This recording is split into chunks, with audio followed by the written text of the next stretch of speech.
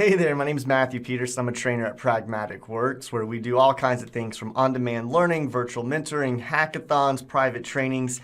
And so for this week, what I want to bring to you is how you can bring in custom visuals into your Power BI reports. Now, Power BI is great in the fact that it has a lot of visuals already pre-baked into the program. And depending upon what version of Power BI you're running, what preview features you have turned on, you could have at your hands already anywhere between 30 to 30 some odd different visuals. However, sometimes you want something a little bit different. You want to get some custom visuals from outside developers to bring into your report. And there's two different ways to bring those visuals in. You can do it straight from the Power BI desktop, or you can go out to the web at AppSource and search for them there. And so I just want to show you how to bring in that custom visual, how to use them. And I'm going to highlight a really fun visual that I like. In my former career, I was a teacher. And if I would have had the access to Power BI, this would have been one of the visuals I would have used for my students. I think this would be a really cool visual if you want to use it for any of maybe your internal reports, maybe some competitions that you're doing with your teams or departments. So without any further ado, let's go on over and see how to bring in these custom visuals. So what you see right here is I just have a competition that I would normally do with my students, where my students would get points, or what I call Peterson pesos, for doing positive things, or they would get pesos taken away for doing negative things. And so right now, all I'm doing is showing this in a table. Not that visually appealing, not that fun for my kids, my students. So I'm going to go out and get a custom visual to make this a little bit more fun and a little bit more interactive. So the first way that we can bring in a custom visual is we can go on over into the Visualizations pane, and we're going to click on this ellipses right here. Let me come back on in. We'll click on this ellipses, and this will allow us to bring in more visuals. So after we click on it, we're going to say, I want to get more visuals. And when we click on that, we're going to be brought up with basically our window for bringing in custom visuals. Now, a few things to note here. As we are looking at these visuals, it defaults to all custom visuals. And it has a default sort by recommended. You can sort it by the rating, name, release date, etc. And you might be noticing that some of these visuals, and right now all of mine, have this blue check mark, which means they are Power BI certified. It means they have gone through some kind of vetting process through the Power BI developers saying everything is good to go, performance is great, no security issues, etc. Some of your custom visuals will not have that blue check mark. Doesn't mean you can't use them. It just means that either it didn't pass the certification of the Power BI developers, or it hasn't gone through that certification process yet. So as we were taking a look, you might have heard from someone at your organization that they really enjoy one of the visuals, and they've told you the name of it. And so what we could do is we could search for that custom visual right here. Now here's one of the gotchas with this. When you start to search, make sure you have all selected when you are searching, because down here under the categories, like for example, if I pick KPIs, these are only going to show me the key performance indicator visuals that are custom. And let's say I was looking for this really fun visual that I want to bring in today, which is called the Enlighten Aquarium. And if I go to search right now and I type in the Enlighten Aquarium, it's going to say, nope, it does not exist. But I know it exists. The reason it doesn't exist is because it's not a KPI visual. So if I come on over and click all, and now I search for it, now it is showing up. So just one of those gotchas I've seen that people have struggled with, because I've told some people I've done some virtual mentoring with about a visual. They went to search for it, like, Matt, I can't find it. I always say, hey, make sure you're searching in the all section. So once you find a visual that you are interested in, if we click on that visual, we're going to get a little description about it, the rating, the release date, etc. If we scroll down, we're going to see some more information, some other hyperlinks that take us out to it of FAQs, more, just extra details if you want to know about it.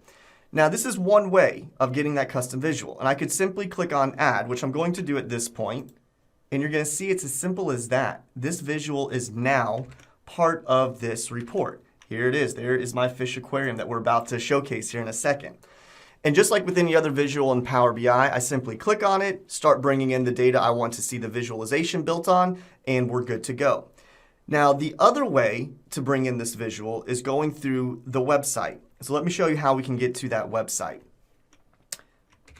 So if we come on out here, and let me bring the website in. We have, this is right up here, let me show you this, it's appsource.microsoft.com.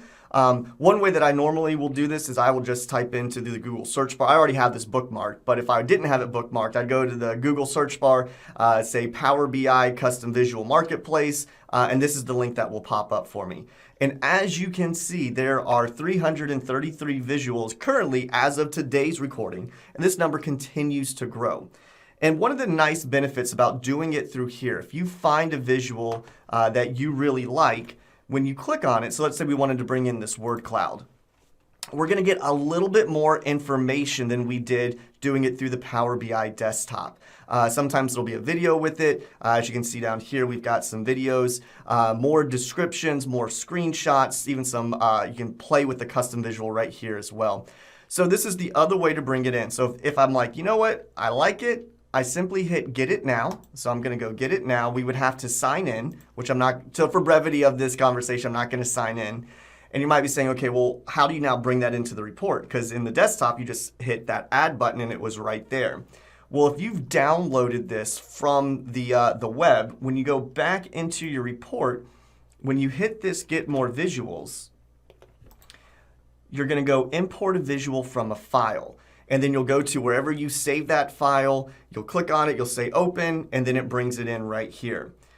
So what happens once we bring the visual in? Well, for right now, this visual is only a part of this report. So every future report that I open, I'm going to have to go through this whole process.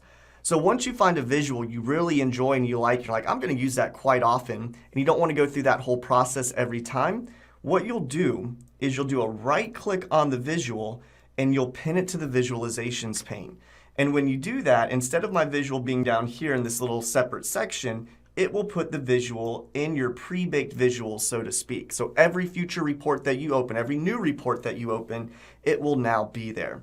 So that's how quick and easy it is to bring the visual in. So let me showcase to you how fun this visual is. At least I think it is fun. Again, not the most business savvy one, but I think you'll enjoy what I'm about to show you. So I'm going to click on this fish visual. I'm going to have it take up the rest of my screen over here. And then just like with anything, we could drag the fields over onto the visual to start populating it. I could as well just bring in the fields right here into my fields pane, or visualizations pane into the fields well, or I could just put check marks next to them and then Power BI will figure out where they belong. So I'm going to say I want my students to be my fish, and I want the number of pesos to be the size of the fish. And so as we can see here, the bigger the peso size, the larger the fish is. And if you notice, I also have in here Davis and Jack have negative pesos, and so a little bit of fun here. Here is Davis has negative 200, and so that fish is floating upside down. With any custom visual you bring in, they also have formatting options. And so if I have my visual selected, and I come on over into my visualizations pane and hit the format section, we have lots of different things. And so every visual is going to be different. So one of the things here that we can do with this Enlighten Aquarium visual is I can change it from round fish. Let's say I want to change it over to sharks.